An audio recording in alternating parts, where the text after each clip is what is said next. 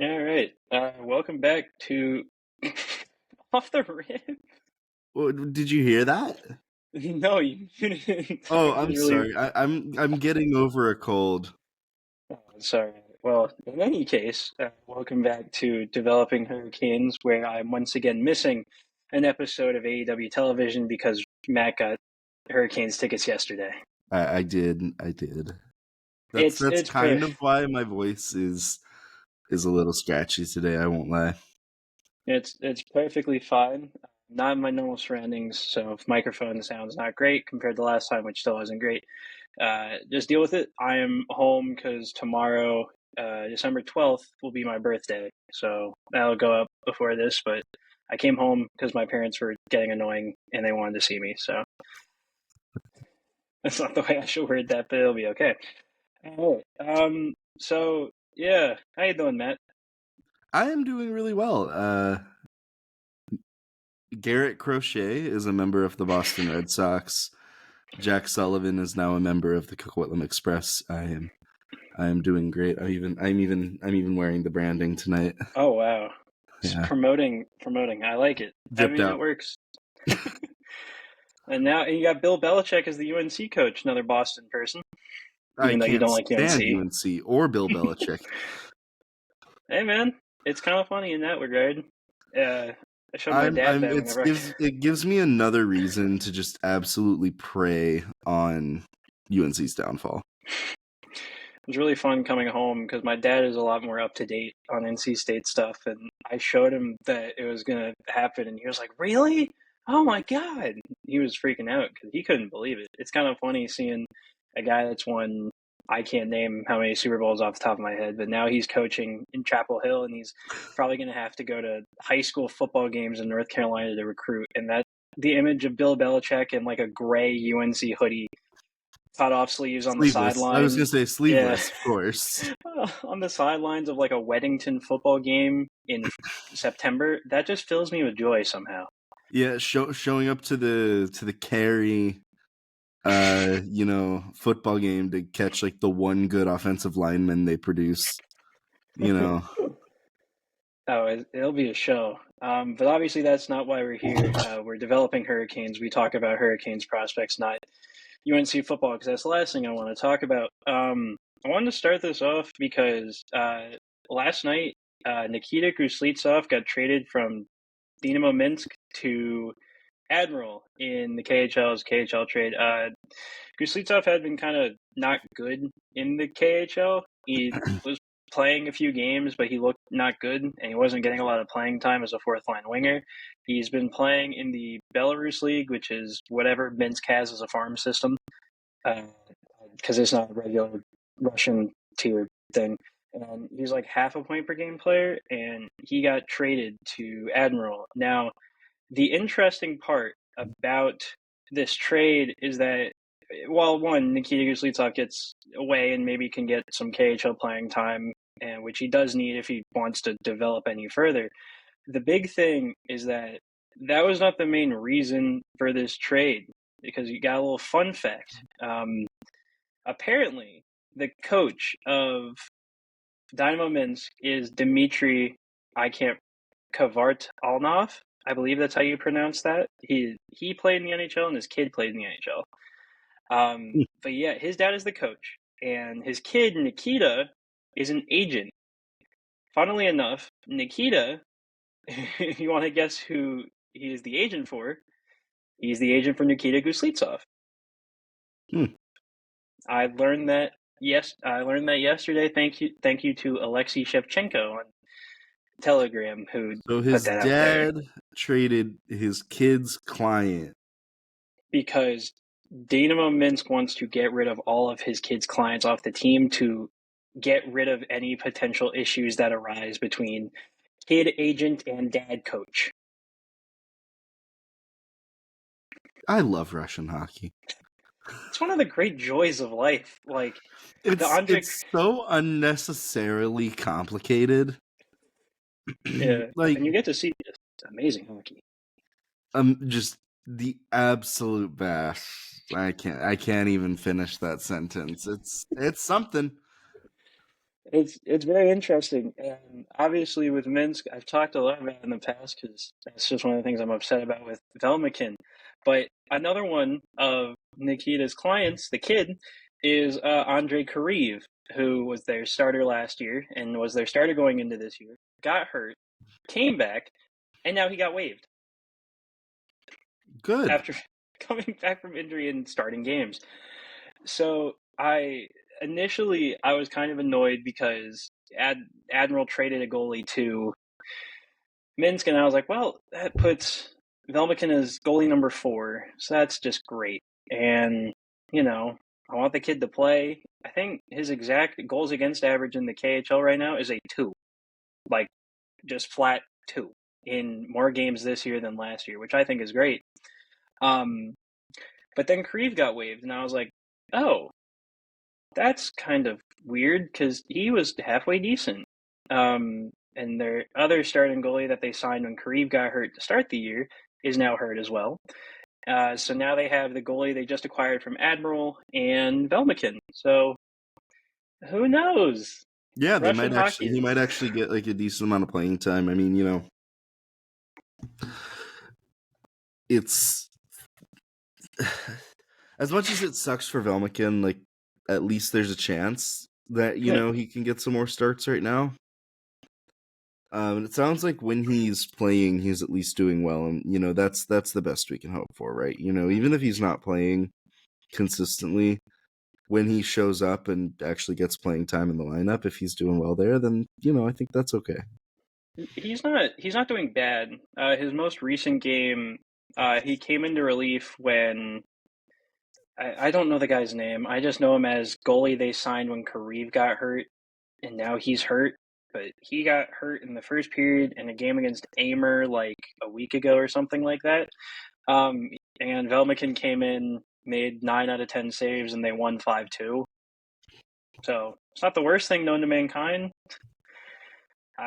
I hope he does well. I mean, I'm obvious Minsk is gonna be in my good books because they let him come to development camp while he's still under contract. I think that's really cool. I really wish Russian teams would do that more, but obviously I do understand the complications behind that. So I just like the kid. He just was a very nice person, and obviously it seems like he has some form of potential when you see it. Yeah, I was trying to think. There's something else I was supposed to say, but my brain is mush. My semester just finished yesterday. I drove back home 2.5 hours today, so I'm just I'm all over the place right now. Don't you love this time of year? I mean, I love it now because I don't have class. Right, because you're done. Yeah. Just finished. Yeah, enjoy it while you can. I still have to go to work tomorrow. I turn 23 tomorrow, man. You're still young. You're Okay, still thanks. I had somebody called. I was talking with someone about Nikishin today, and they said he's not really a young guy, and he just turned 23, and I was like, really? I mean, in the 23 grand is scheme of not like young. prospects, like sure, he's technically about to graduate from where like most people cut off prospects, but like that means nothing. He's what, going to be 24 next year? Yeah. I mean, Whatever. I hover 24, 25. 24 is kind of pushing it. 25 is no. No, So 23 I think is fair because that's 5 years post draft. Yeah. For most and then players. 6 years is kind of like, okay, probably not then. So like Anthony Honka, just to get out of the way, Anthony Honka signed a 2-year extension with the team he was with. I kind of didn't expect him to come back. I mean, the player was interesting. His offensive skills were awesome. Yeah, I thought that he played better on the North American ice than I think, I thought he would. I think there was less space, and that kind of worked in his favor because he was not the best skater. He was always a really shifty and elusive skater, but never the quickest. And especially when that came to defending, I think that was really what got in the way. His players could just kind of skate around him. But it just kind of became pretty clear that offensively he just did not have what it took to be, an NHL prospect. And, I think while his brother Julius had like the high end offensive skills, at least for a little bit, Anthony never really had that. Yeah, I What was gotcha. wild I is I was remember there. in 2019 he was supposed to, like, people considered, like, for a very brief moment they were like, Anthony Honka is going to be a first round pick, and then he kind of did this thing that a lot of Finnish players do in their draft year, where they just plummet. And it I think it says more about the player than anything. I mean, that draft class, I think the Canes took a lot of risks, right? I'm gonna go on a bit of a tangent here, but like I remember this draft class very well. Like, Suzuki, I think, was a safe pick at the time. I mean, I think it was an upside bet for sure. It has obviously not worked out. I think at this point I can say it was a bust for the Hurricanes. We're 5 years removed from the draft. I hate to say it, Nick, but it's true. We've not gotten an NHL game out of him in 5 years. That's unfortunately wasted development time. I'm looking at my notes and I'm seeing the next player that we're going to talk about, Well, and I'm just like, oh. We'll talk about it in a little bit. I don't disagree that he's earned at least an NHL game. Yeah. But the fact that we haven't gotten one in 5 years is not great. Yes. But then you go to the second round. Obviously, Pyotr Kochetkov has worked out, I would say, well for the Hurricanes. I think there's doubts as to whether or not he can be a true number one, but he's a good player. Yeah. Jamison Reese did not work out. Oh. Yeah, that was a tough one. Oh man, I just realized I can't go to Cap Friendly anymore. Hold on. That sucks. Class. I mean, I really like Reese. It's kind of weird because he just reminds me a lot of what Justin Robitaille is now, where he's just gonna piss you off whenever he plays, even though Robitaille doesn't have the necessary like physical piss you off that Reese had, because Reese was a very much so physical piss you off type of player. So I just like the kid. Yeah, I think he's great. I think this draft is a little telling though when you look at the players that we've picked. And I hate to say it, it's gonna depress you. Oh boy. Don't get me too excited. Right after Reese, you've got Patrick Pistola. He's playing for Ilves. I figured that out. It was JYP. I keep doing that. JYP. He plays for JYP right now. Most notably, oh my god. The most notable thing he did in our system was get traded for Jesse Puljujarvi. Well, it didn't work out, but I like Puljujarvi. So yeah, we at least got NHL games out of him. Yeah. Anthony Honka, Dom Fensori, who I still have a soft spot for in my heart, but I'm not sure where the path is to the NHL. I really like his game though. He's on the list of players we'll talk about, so we'll get there later. Yep. Cade Weber traded to Toronto this past trade deadline, weirdly enough. Wasn't it for like a 25-6? Something like that? I think we ended up picking either Chakrin, Cole, or Evramov from that pick. No. Yeah, we got a 6th round pick in 2024 for him, so it was one of those 3 players. Yes. I want to say that was Roman because Cole was 4. No, that was 3. So there's too many Russians. Cole was earlier than that, so I could see it being Chakrin. I was right. 2024 6th, 184th Roman Chakrin. Cannot believe that. Look at me, I'm learning. So we just got another defenseman for Cade Weber. New Cade Weber. Tuukka Tiexela, Kirill Slepets. That's the guy that plays for JYP. Oh, dear God.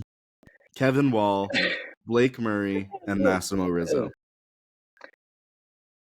At the time, that draft looked really interesting, right? Like, you took the huge upside swings in the 3rd round with Pistola, Honka, and Fensori. Jamison Reese, I think, got screwed last year because of the situation. He got screwed. He, like Suzuki, got screwed with the COVID year and last year not having an affiliation. Yeah. But if we stole a Honka and Fensori, the upside there, would have been huge. But the risk with all 3 of those players, it's kind of telling that Fensori is the only one to have stuck at the North American level. or at the AHL level. Yeah, I gotcha. Cade Weber, I think, was kind of a long shot. I mean, I liked the player, but the style of play was it was kind of a boring style of play.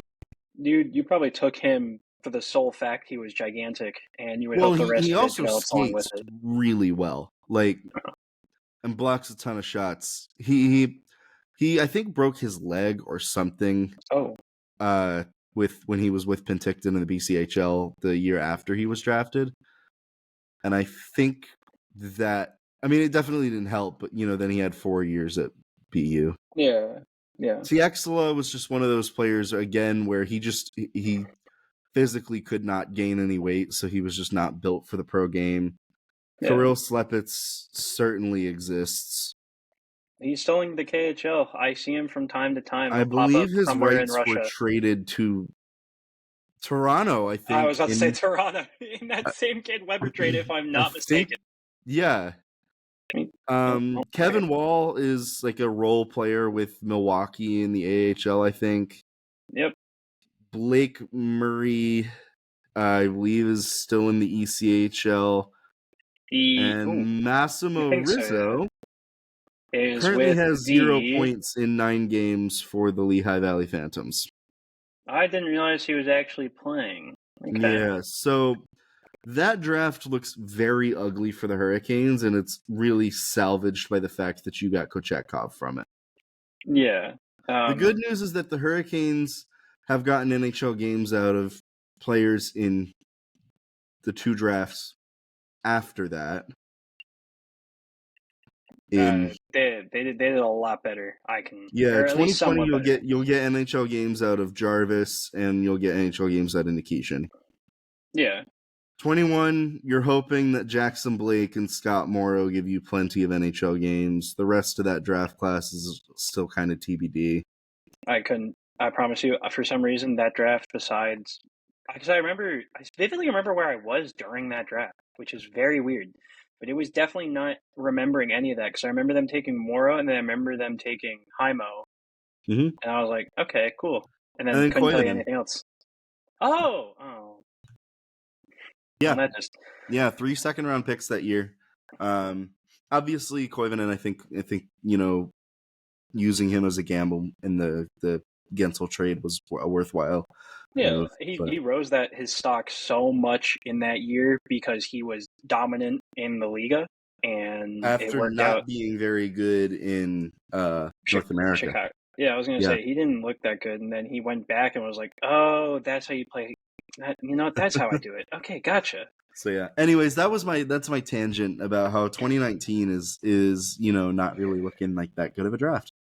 Not really. But then I wasn't 2020 or like right after 2019 when they changed the whole front office and ownership regime. Sometime around that, I remember that. Waddell's first draft was 2018. 2019 was the first full season of drafting under Waddell. Oh, okay. But I gotcha.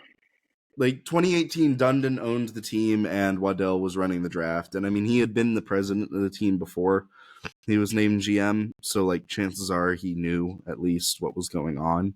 Okay. Yeah. My social media remembrance of 2018, 2019 is not the greatest.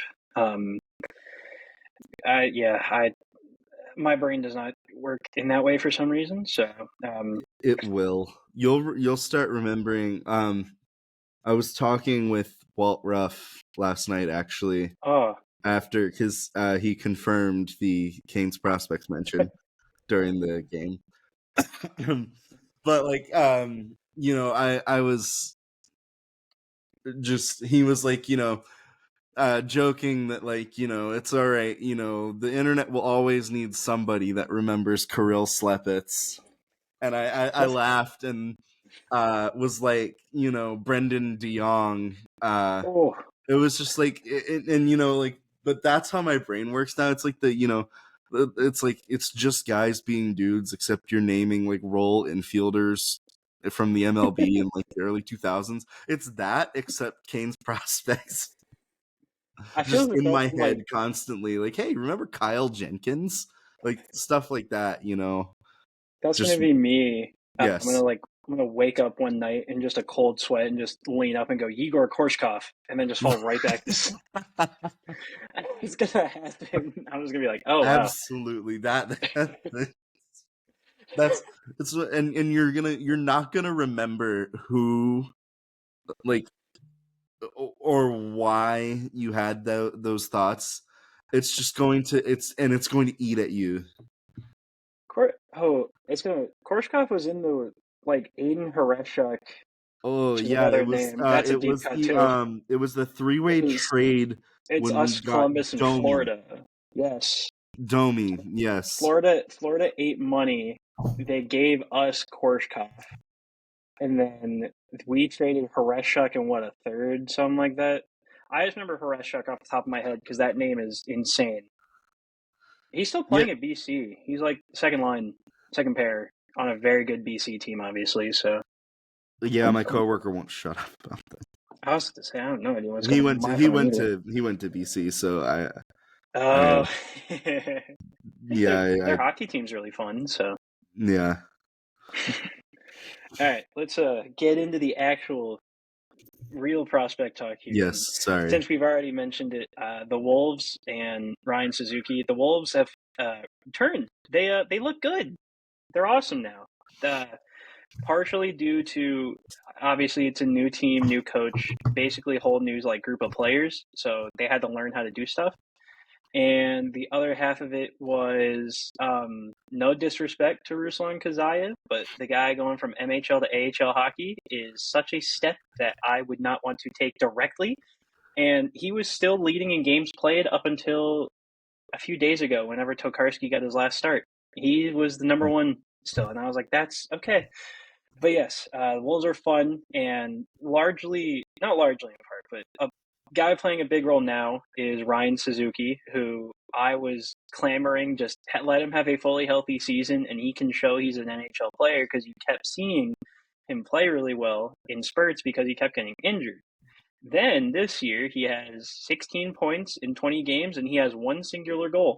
And I think that's amazing. First up, you can see the passing ability he represents, but his overall game has taken a turn to where he just looks like the complete player. And obviously, we spoke yesterday, and we both were like, "Man, wouldn't it be so cool if Suzuki got his first NHL game? Finally got his call up." It's obviously going to be Tyson Yost getting the call up, but wouldn't it be so cool? And then seeing Tyson Yost this morning, and all I see in a text is just bummer. There's nothing else. I really have enjoyed Ryan Suzuki and the way he's played this year. I'm still hoping he gets a call up. He's just looked really good. Yeah, he's on a 4-game point streak right now. 6 points in that span, all assists, obviously. He's always been a playmaker. I think his shot's been underrated. I just think this year, with the way his line mates work, like Juha Jaska is just the type of player that just goes all the time. His motor is unreal. And that line with Bradley Nadeau, by the way, who, just Awesome. made Team Canada, Just spoiler. stealing on my lines, whatever. Yes. I know, spoilers. Yeah. But Bradley Nadeau has 5 points in his last 4 games. Actually, the game against the Griffins on Sunday ended a 3-game point streak, but he's been really good lately.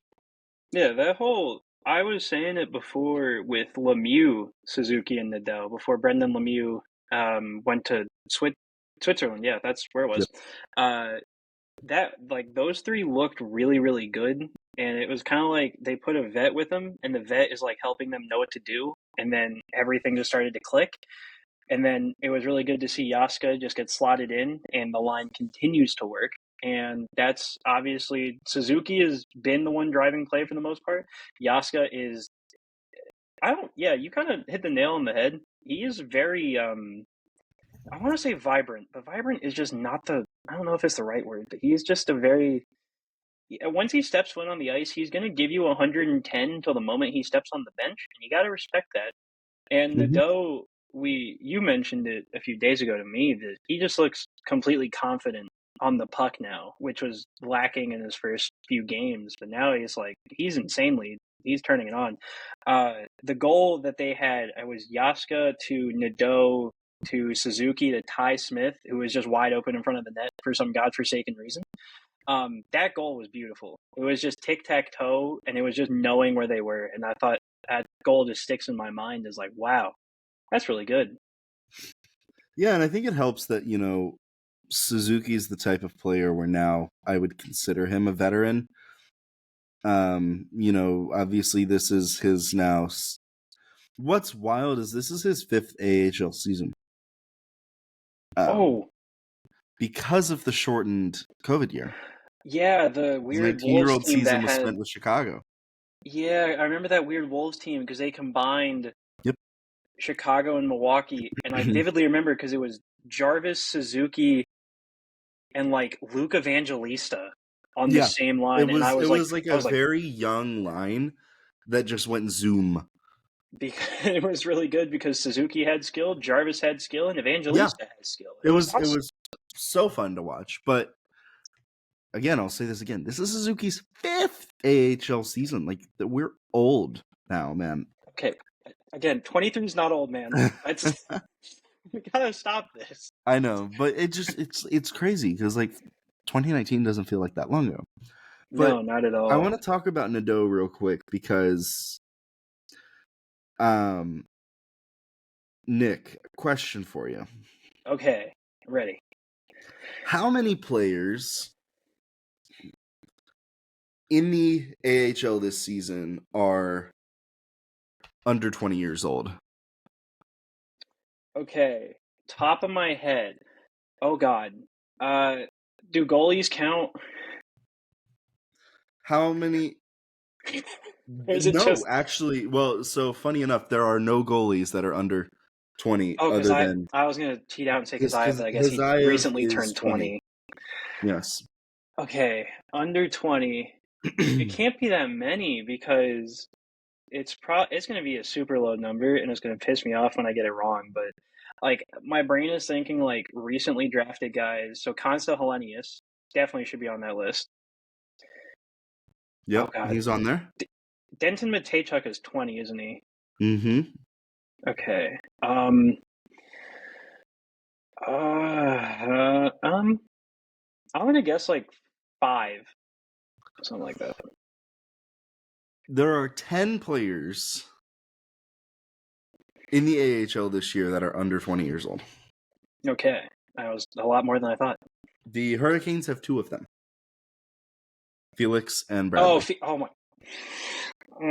Okay. Yes. Banner day for myself. So now, Felix Ungersorum in 20 games has 5 points, which puts him 7th out of those 10 players in scoring. I'm guessing Bradley Nadeau is 2nd. Only behind Dalibor Dvorsky. I honestly didn't even know he was playing the AHL this year. Yep. Thought he was with Sudbury still. All right. The only other players that are in the AHL that are under 20 right now, Edward Chalet for Coachella Valley, Consta Helenius, Anton Wahlberg, Artem Lashunov, Felix Ungersorum, Kasper Halttunen, Jakub Dvorak, and Noel Nord. Okay. That's it. Wow. The fact that Nadeau has 12 points in 20 games is awesome. I think he's heating up. I think the Wolves as a whole are doing really well. I don't know if you want to talk about the goaltending situation there, because obviously, there kind of have been some developments. Yeah, so obviously everybody saw Tokarski got signed. Good for him, complete honesty. Right off the couch, played really well for the Wolves and earned an NHL two-way contract, and now he's earning an NHL check with the Hurricanes, so I don't think he's complaining at all. Pretty good for him. Spencer Martin's back with the Wolves, which is good. Obviously, the Wolves want to be competitive. Peretz is there, so that's technically a Hurricanes prospect. I still label him. I think he's 23, which we're still counting as young. And Kazayev got sent down to Bloomington today, which as soon as I saw that, I put my hands together and said, thank gosh, because... Actually, it was Peretz that got sent down. Yeah. Okay, now, Peretz got no sent down, not way. Kazayev. Do I not? Okay, no, I will give myself a little bit of leeway because I think at that point I was driving. Yes, you were. Oh my God. Yes, that's why I asked, is Spencer Oh, Martin and the then only goalie there? I said, Yeah, okay. I figured you were just distracted. I didn't want to like call you out and say like, "Hey, buddy, I just posted that." Okay, I'm really glad I didn't tweet anything about that then because I would have gotten bad. Okay, that's Oh, believe me, somebody would have let you know immediately. yeah. Would have been I'll get like, into James it later. Prospects was wrong. I'll get into it later, but that was a fun one yesterday. Whenever, but again, that's okay.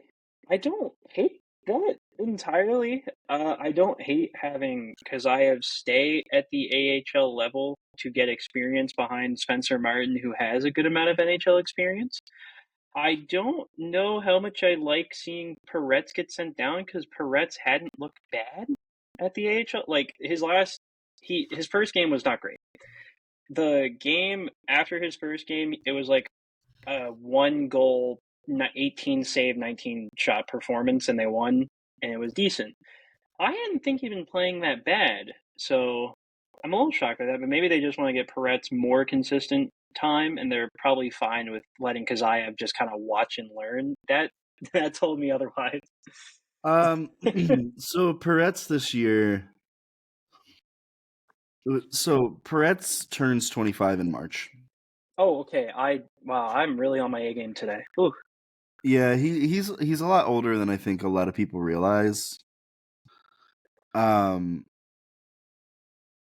issue really is, I think that he has not. I mean, he's gotten 4 starts at the AHL level this year and has an .846 save percentage. Okay. Ooh. Yeah, his Ooh. first 2 starts were a 5-0 loss to Hershey and a 5-1 loss to Milwaukee. I remember that Milwaukee game vividly. The Hershey game Yeah, is a little bit of a blur because I remember and Morrow scoring the then game winner the night before. he had a Or day, solid game against Milwaukee where they lost, or where they won 2-1. That's the one I remember, He yeah. stopped 18 of 19 shots. But then Saturday against the Griffins, he gave up 5 goals on Oh, 41 it was an shots. over. Was it only 14 shots? 41. Okay, I thought you said 14. That's, again, No. I remember that was an OT game, and they were up, I want to say 3-2 or 4-2 or 4-3 with like 30 seconds or a minute left. And then they lost in overtime to Elmer Soderblom. Yeah. Excellent name, by the way. It is. I like it a lot, and it's really fun seeing a dude named Elmer be 6'7". Yeah. So it's tough because I think that, Peretz has kind of gotten a raw deal.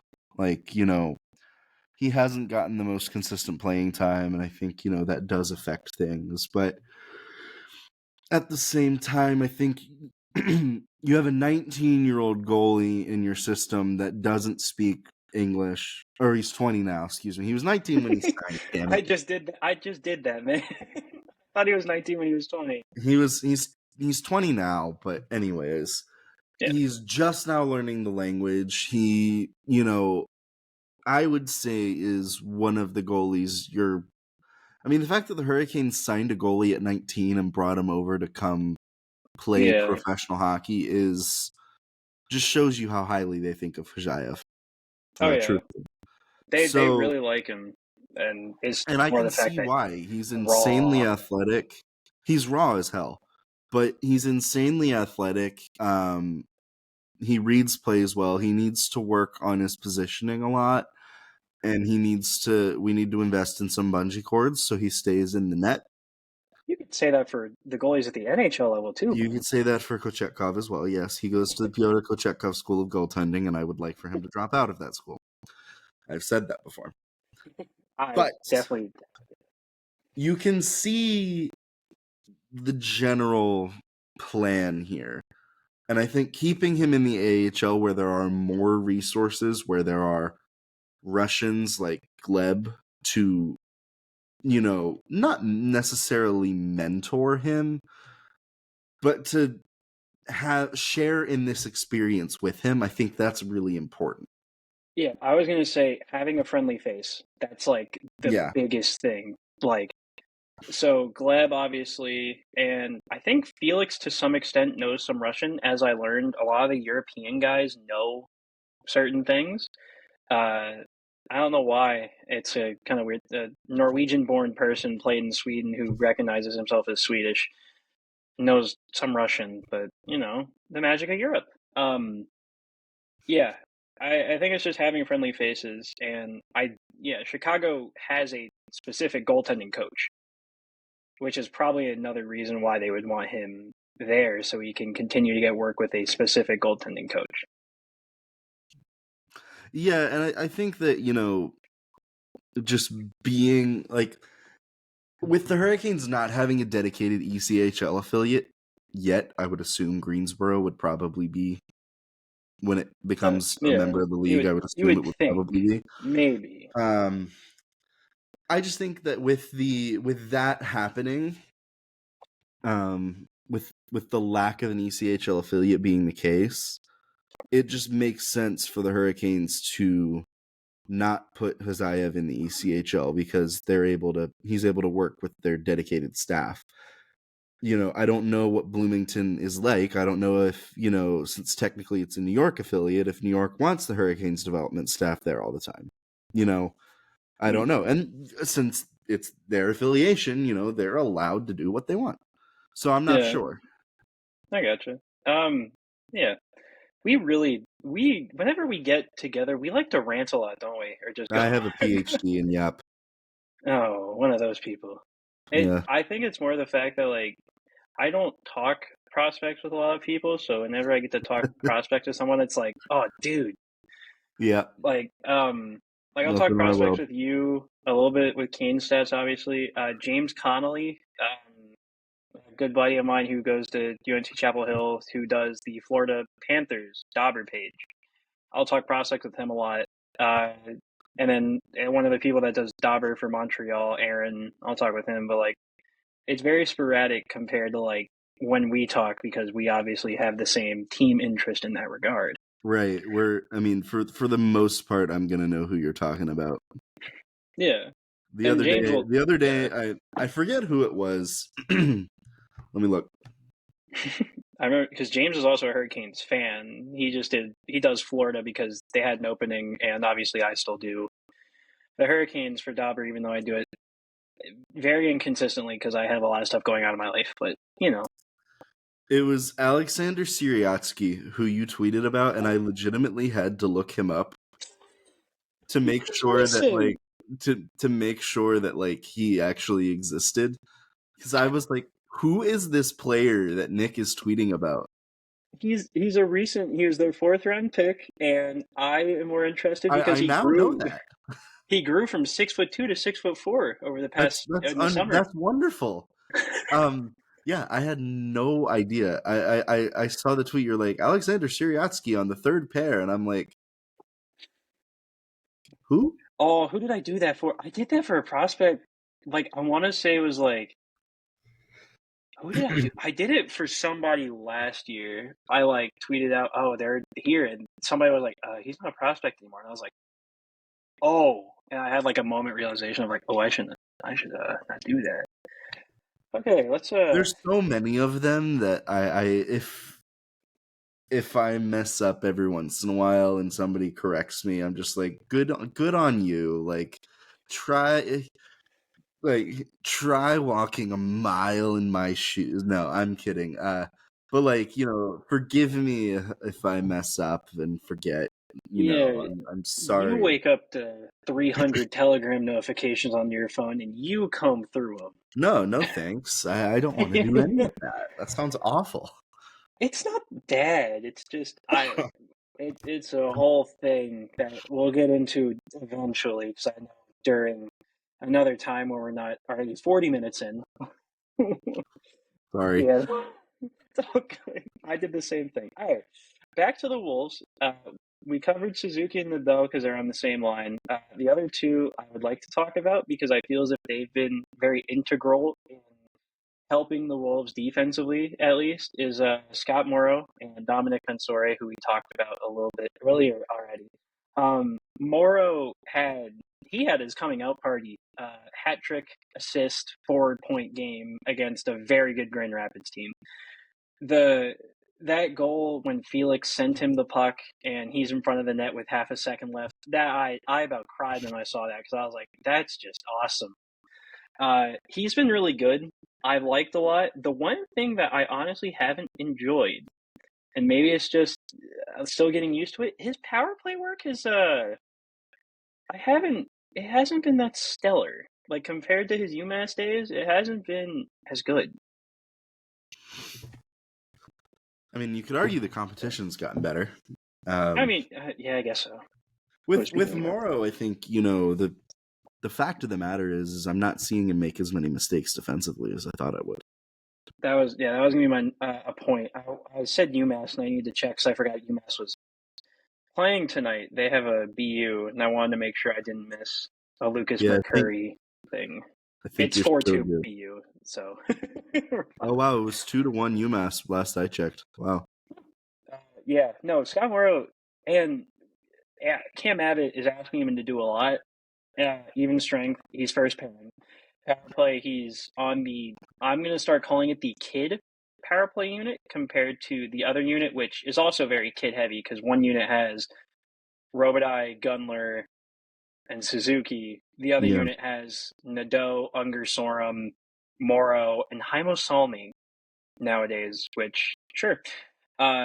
He's absolutely on the power play, and he's a penalty killer now, which is first for him. He was never a penalty killer at UMass, and I can say that as somebody who, one, speaks with Nathan Strauss from time to time, very nice guy, does play-by-play for UMass, and I went to the University of Maine to watch Nadeau versus Morrow and Mercury last year, or earlier this year.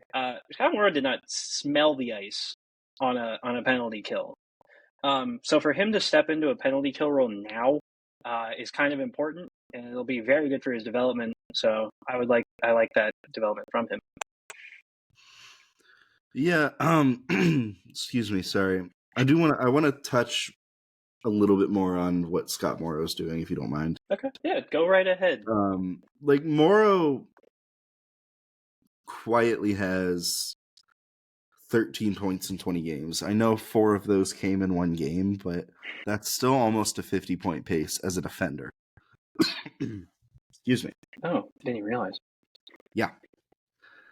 He's adjusting to the system. He's playing a team game. He's not just playing, he's not just playing like hero ball, which is what my dad likes to describe basketball. At UMass, nowadays. like you would try and go coast to coast, and that doesn't work in the pros. It really didn't work in college either, except on a few times when he'd be like, "Holy crap!" Morrow's skating has also gotten a lot better. He's a lot quicker, straight line speed. Reverse skating is still a work in progress, but like he's noticeably quicker, and I think that's helping both the transition game and the defensive game. He's just able to push the puck and move it a lot quicker, and I think that is contributing to a lot of the success. Even if it's not showing up on the score sheet, it's showing up in the way that the Wolves are able to generate offense consistently. Yeah, and actually, I had like a perfect example. I'm not going to go scrounging for clips. I'm not doing that. I appreciate whoever does, but that's not me. There was a moment in the Wolves game on Sunday where they, just to say it, a god-awful line change by the Wolves, and I can say that freely here because the Wolves admin won't listen to me on this. And it was a 2-on-0, and Morrow. What's the problem? I'm laughing at the joke you made. Sorry. Okay, it's fine. It was a 2-on-0 on a horrible line change, and Scott Morrow from his bench flies and somehow breaks up the play. And I looked at that and went, wow, I don't remember the last time I saw Moro made a hero play on defense like that. It was very impressive, which got uh, that obviously that post got a little bit traction more than normal, and people are like, "Oh, he's making defensive hero plays now. Oh, you should call him up and replace Brent Burns." And I'm like, "All right, guys, it was one play. Let's pump the brakes.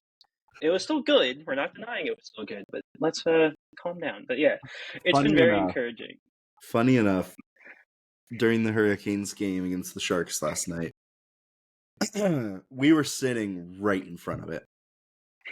Brent Burns blocks a shot like on like his ankle, and you heard it, and you heard him like yelp in pain, which like for a dude as tough as Brent Burns, and he immediately goes off the ice and doesn't even like look at anybody, just goes straight to the room. And I look at my wife and say, Scott Morrow, get ready to learn Carolina, buddy. Hey man, I was like, I talking knew with it was gonna. It was like if he got called up, it would be the same situation where, or if Burns was out, it'd be the same situation where like it'd be Ty Smith. But oh like, yeah, it would. Oh, but I was trying. They don't have. I was gonna say, do they have I a was vet? like, holy crap! Like for a shot to make Brent Burns like leave Yeah, the ice, like the dude never takes a shift off. So got a little dicey there, but yeah, Morrow's looked really good. I've really liked Robidas' play. I just think he's a pain to play against. yeah. He's And a then you mentioned wanting yeah, to talk about Fensori. Fensori's just the type of player that just does not quit. He's like a little gnat out there. You no matter how many times you swat at him, he will not go away. yeah. Robotie's awesome. I'm very proud. This is one of my like proud moments in a Substack post where I was talking about what the Wolves roster is probably going to shape up like. I said Robitaille would have been like perfect for a third line center PK work. He's going to piss you off. He's going to forecheck until you give him the puck or you somehow make a great play and break it out. And what's happened? Oh, he's the third line center and he's on the PK and he's going to wage hell until you make a great play or give it up. Huh. Ain't that fun? He's awesome. He's just a great forechecker, and he makes a lot of plays. And the scoring is starting to show up more, specifically because now I remember it again. I keep talking with people about certain plays. On the penalty kill, I want to say it was Fensore blocked the shot, and Fensore just gone.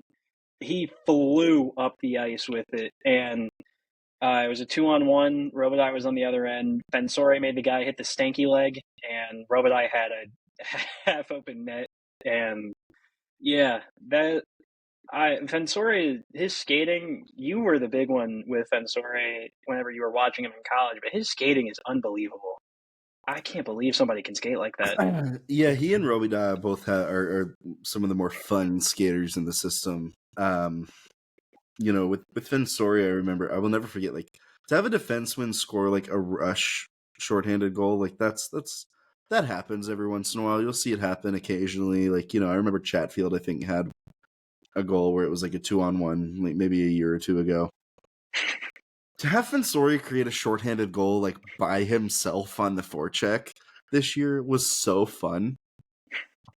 And it just shows you the type of player that he is, where like no matter what is happening on the ice, if Dom Fensori's out there, you better believe he's right, either making something happen or making life miserable for the opposition. Yeah, and with Fensore, before Legault got hurt or something, no idea what's happened. He didn't play any of the 3 games this past weekend. Um, and Chicago doesn't like to reveal injuries that often, so he could be injured. He could be scratched. We don't know. But that first penalty killing unit, the first 3 that I vividly remember, it was Legault, Fensore, Robitaille as the first 3 that would step over, and it's like you're using 3 young guys as penalty killers, and 2 of them are sub 5'10". That's awesome. Yeah, just goes to show that like truly like what's really going to get you to the next level and get you the opportunities. Yes, skill can take you so far, right? Mm-hmm. But it's the work ethic, and like that's like perfect example is like Stefan Nason. Totally revitalized his career in Carolina. And yes, he has some skill, but the work ethic is what got him. That nice deal with New Jersey this past offseason. So, and he's killing it for New Jersey now too. Yeah, and good for him. It's a guy who was a first round pick and was not sticking at the NHL level. Like, that has to eat at you. You have all those expectations, right? But anyway, that's a little bit of a tangent. I know. I'm trying to avoid those, but but I have to just give credit to where credit is due, because it's the work ethic. That's really what it is. Yeah, just wait until Max Swanson steps foot into the NHL for the Penguins. You're gonna really see it, buddy. I know you have no idea who Max Swanson is, but you mentioned him last year. I have a vague recollection in my filing cabinets. I had it written down because he was he played for a USHL team. He's gonna go to North Dakota. He's smaller, but he has a ton of skill. I can see it on the walls. And then he got drafted in the 7th round by the Penguins, and I went, dang it, because I have a soft spot for Max Swanson. I don't know. Shout out him. He's not gonna watch. Okay. The last thing I was gonna say, he's no longer a Canes prospect, and don't shout at him. He wasn't even a Canes prospect in the first place, so it doesn't matter. He's actually doing quite well this year. I know. As a person who watches UND games for Jaden Perron, he is doing quite well, man. Yeah, look at that. So the last thing I wanted to talk about, because our recording schedule is so great. We record once a month because we're both very busy people. We can try and record a second time, if not this, maybe during World Juniors. Oh yeah, that'd be a really good idea. I really wish I thought of that. That is technically this month. Oh yeah, I have it written down when it starts because I'm gonna have to we've talked about it, I'm gonna have to balance some stuff out. But yeah, I love that. So obviously the Canes got a few guys this year. We're up 1 from last year, big step up. We got obviously Bradley Nadeau. News came out yesterday. Bradley Nadeau made Team Canada. He'll play these 2 games Friday, Saturday with the Wolves, and he'll travel to Team Canada in Ottawa on the 15th. It's great for him. I truly think he deserves it. I couldn't believe how many people didn't want or didn't think he had a shot when, if you look at that roster, he's the only guy playing against professional competition, and he's doing well against professional competition. And maybe it's just the role Canada wants him in, but I was kind of that's weird. I would have easily selected him, and Team Canada did, obviously. So Bradley Nadeau is a great hockey player, and I think that when it comes to Team Canada and public scouting in general, you forget about the 19-year-old class super quickly. So for the public scouts, right, the guys like the Corey Pronmans, the Scott Wheelers, the Cam Robinsons, all of them, they all do amazing work, but their schedule switches every year. So it's the second the 2020 whatever draft is over, they're focusing on the next year's draft immediately. They get their system rankings done and talk about that, and then boom, the Holinka's in August. Oh. Yeah. So there's no turnaround. And then from the Holinka, it's okay, here's some guys to look at. The hockey season's starting now. All right, well, we got to get our video in on all these guys because we're watching this. So you kind of forget about the guys that were drafted just a few months ago because that's old news at this point. Yeah. Gotcha. So Bradley Nadeau didn't make Team Canada as an 18-year-old. So for one, it's already, the odds are stacked against him because typically, Canada defers to their players that have made it before. And other stuff, there's just things that happen. And I think, Bradley Nadeau deserves it. Like you said, he's playing pro games. That's something that very few players, we talked about it earlier. That's something that 9 other players can say at his age, or younger. I'm excited to see what his role is for Team Canada because World Juniors always likes to jumble roles for everybody. It'll be a depth role. He's not going to be a top like 6 guy on that team. Just there's no way. You know, he wasn't a top 10 pick. Like And yeah, they even for a while they left Beckett Seneca off the roster for their camp, and he was picked what, third? yeah, and then he scored a highlight reel goal, and they're like, oh, probably should do something about it. Well, also he Yeah, produced a ton, but the highlight yeah. I reel was goal gonna also say probably that's doesn't help. the highlight reel goal wasn't what sold them. I think it was No, somebody it getting was it was yeah, and production. So right, but he had you like know that's 7 points in 2 games or something like that. I don't yeah. know. It's just, you know, like that just shows you how hard it is to make Team Canada though. 100%. So, Yeah. Obviously, we're all anyways, Nick, rooting it who down. are the other 2 players that the Hurricanes have?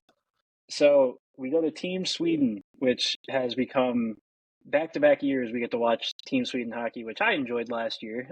We have Felix Unger Sorum, who I'm very excited to see him play on the wing again. I don't think Sweden's going to ask him to play center because, one, they have David Edstrom, who they'll probably trust as their first line center.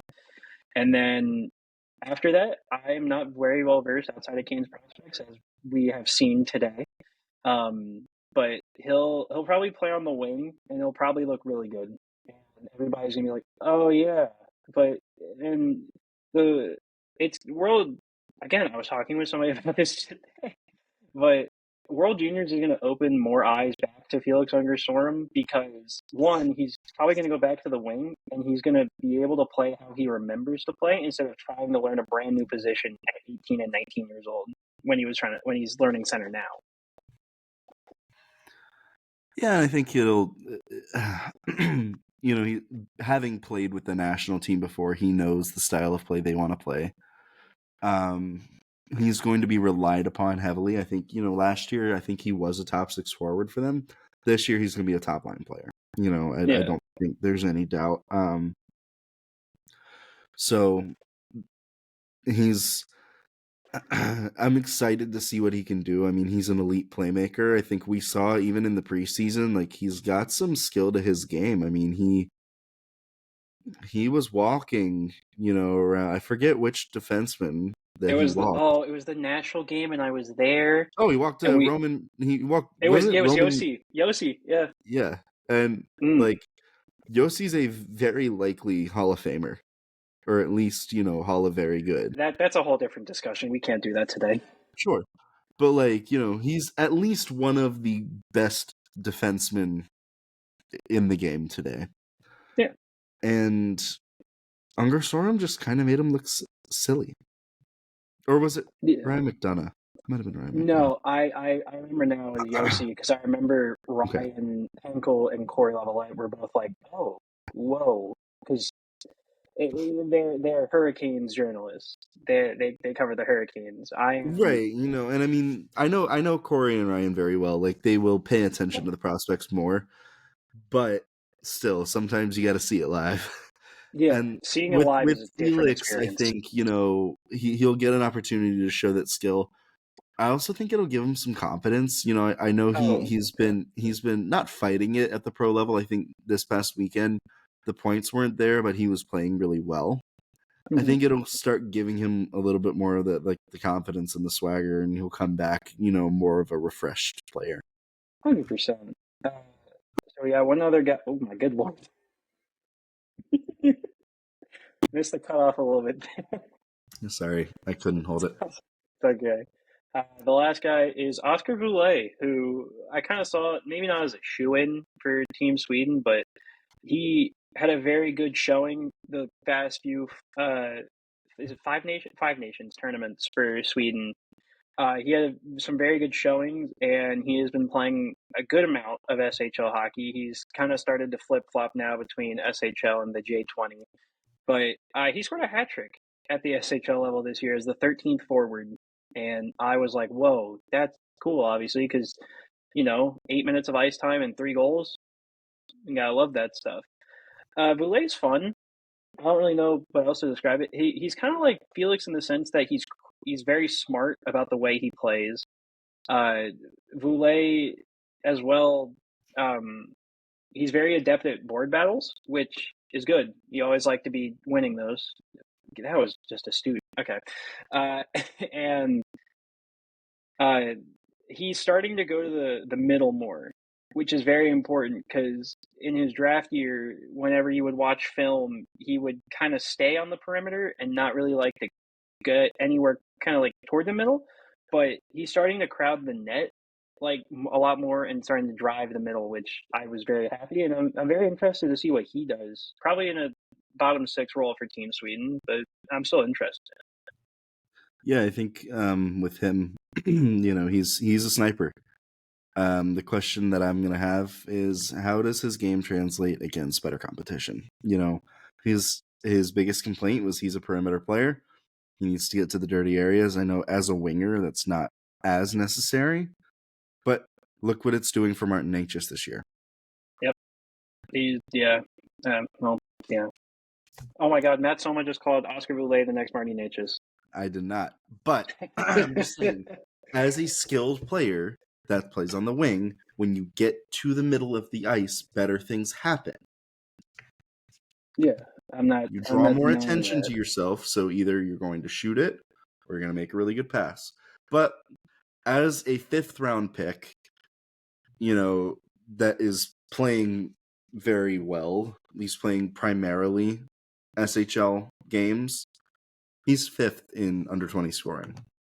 And let me pull this up real quick because I just had his page up. Oh, that's kind of. I can't believe you're more prepared than. I do a lot of stuff on the fly. This is while he's been getting like it's 4th line minutes.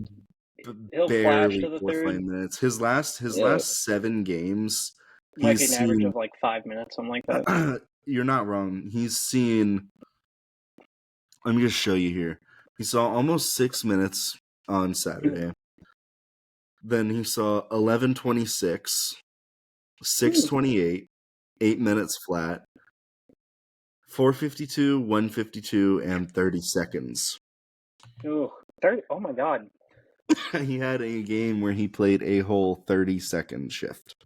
Man, that's Now I will say with Vilek, his last point at the SHL level was October 22nd. That's not great.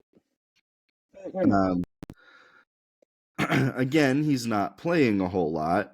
Like he's 18. Yeah, he just turned 19. Yeah, that's fine. I don't care how old these players are. Well, you might not. Somebody who still runs the account still does. Yeah, they're old enough. They're old enough to be drafted. Like he's 18, 19, 20, something like that. With guys like him, he's a 5th round pick. You've got all the time in the world to develop a player like that. His contract ends in 2026, just because I saw that on Elite Prospects. It would not surprise me if he signs a 1-year deal after this contract with another SHL team. Yeah. Or 2 years. I mean, he's got 4 years post draft. I was going to say Hockey Allsvenskan also wouldn't be the worst thing in the world. Obviously, SHL does make a lot more sense. If he's already good enough to play at least some SHL minutes, it's probably not worth taking that step down. Yeah. And then lastly, with World Junior stuff, people I've seen a lot. The Hurricanes had 2 kind of noticeable omissions. One a lot more flagrant than the other, but they're still not. They're still big to me. The first one, because the other one's a little bit more confusing. Noel Franzen, he got left off Team Sweden's roster, which caught a fair few people by surprise, me included. He's been in the Hockey Allsvenskan, and he's been doing really well in heavy minutes. I remember a few days ago, he played 31 minutes in a game. And you look at that and you go, really? Like, those are heavy minutes, and he's probably averaging somewhat close to 20 minutes a night. And it was weird to me to see him left off because he's logging heavy minutes. You would think a guy like that who can give you reliable playing time would be brought. but obviously I am definitely wrong in that regard. So Yeah, he's the second leading U20 scorer in that league, behind. oh, you're gonna say somebody, and I'm gonna get. It's it's the guy that's gonna get drafted this year. Yep. Oh, is it? The answer's It's probably not last night. Eklund. Yep, Victor Eklund. It was Eklund or Frondell, and I couldn't remember. Yep, Victor Eklund, who is actually not that much younger than Franzen. Yeah, He's an Franzen was a October. late birthday. Yeah, Franzen was Yeah, a late he's an birthday. October birthday. Eklund is. So as a defenseman, he's got twice as many points as the next highest U20 defenseman in that league. Like, he's playing exceptionally well. Like you said, he's getting top minutes. Let me see if Elite Prospects has the amount of minutes. They should, because that's where I get all that information from, anyways. Yeah, That's how I saw actually, he played weirdly 31. enough, like today, he only played 14 minutes. Which is weird because they listed him top line. All right. Yeah, Awesome. Sweden sometimes when they list their players top line, that doesn't necessarily mean that they will play top line. It's a they're little going to weird. the Igor Larionov school of Kinda, forward yeah. groupings. But like, I've seen like multiple games here where he's playing over 20 minutes. Like, that's impressive for a player that's as young as he is. I don't know. I really don't know why he hasn't made it. I mean, even at with the U20 team this year, it looks like he's got 3 points in 5 games. Like, that's somebody who could make, an impact. I mean, it doesn't look like he's played that often with the No, yeah, U20 he or got with brought the national along. team in the past. Like, it looks like He last year he only played with their U19 team. Yeah, he got brought along to the Five Nation, the most recent one, but he only played in like their last game, and he scored or had a primary assist. So Yeah, it's just a little weird. I mean, I think the thing with Franzen is he just does not play the style of play that is typically known, like Sweden for Sweden, yeah, is like I really known gotcha. for. Yeah, and the last one where the last admission that we've had multiple fun conversations about Dominic Badinka, the most recent highest drafted Hurricane, gets left off the Czech Republic roster. And Czech prospects on Twitter, X, whatever, he also noted that Badinka seems like a very big omission because, one, he's played 55 SHL games, and I'm not going to say his age wrong, he is under 20. He's playing, I understand it's not heavy minutes, it's third line, it's third pair, and it's seventh defenseman, and he's not going higher than that. But a guy who's played in 55 pro games is somebody that you probably want to bring along. And yeah, it was weird to see Badinka get left off because, again, he's played pro games, and it's not like the Czech Republic's D-core is incredibly deep. Obviously, if Adam Jiricek is healthy, it's going to be a big boost. But outside of that, you would think Badinka would help a lot. Yeah, he's played a lot of games at the SHL level. I mean, I think his ice time has dipped significantly recently. So maybe the player just needs to get a little bit of confidence back. But like, I don't know. I mean, you would just think that you would want your best players to play. Yeah, that's always everybody's hope. But sometimes the world does not work out that way, and wow, that's like a motivational speech right there. Don't do that. I am not a motivational person. Like the furthest thing from it. But yeah, we got to everything. Probably should cover. Matt was the one who introduced the idea of doing this after the World Juniors, so if we figure out time that works, we'll do it. Obviously, this is very fun. We got into a lot. I obviously appreciate having Matt here. I hope he has fun. If not, he's still going to do it anyways. It doesn't matter. I'm contractually obligated here. It was a signed contract. Yeah, we didn't discuss any like. It was written in blood. It was really weird. Yeah, there was no money involved either. It was just like, you got to do this. Yeah, he just signed. And just like some thing like deep inside like rose up like the Undertaker, like oh right, that's right. I do need to do this. I have to talk about Brendan DeYoung when we're thinking about the Chicago Wolves. Come on. Right, like I have to bring up obscure prospects, otherwise, like I will stop. Like I will just cease to exist. Yeah. Obviously, Matt, I appreciate you having. Oh, wow, that was a great. All right, I appreciate having you. Uh, it's been developing hurricanes. Thank you for listening. And also, shout out that one person in Hungary or Latvia who listened. That was really cool. Yeah, Appreciate it. shout out you and go Express go. You heard him. Had to